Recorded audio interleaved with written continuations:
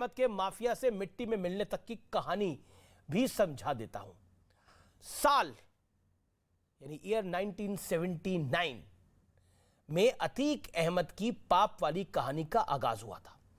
यह वही साल था जब उसके खिलाफ पहला केस दर्ज हुआ था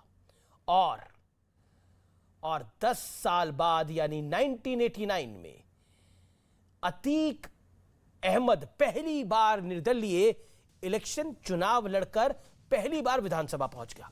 उस वक्त अतीक अहमद ने तब के बाहुबली माफिया चांद बाबा को हराया था। 1996 यानी 1996 में समाजवादी पार्टी ने अतीक अहमद को टिकट दे डाला और इसी के साथ यूपी विधानसभा में समाजवादी बैनर के तले अतीक अहमद की विधानसभा में एंट्री हो गई। 2004 तक अतीक अहमद 4 बार का विधायक हो चुका था।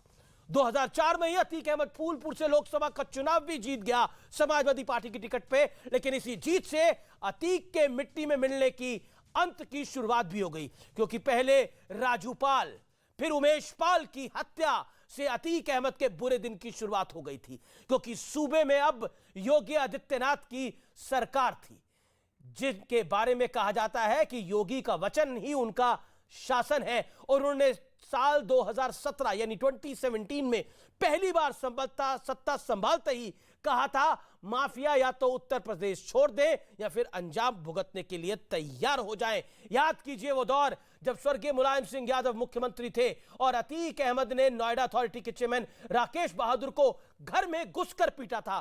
पूरी आईएएस लॉबी अतीक अहमद की इस हिमाकत से नाराज थी, चाहती थी कार्रवाई हो, लेकिन किसी ने कार्रवाई नहीं करी थी। लेकिन अब कार्रवाई हुई है क्योंकि योगी का शासन है।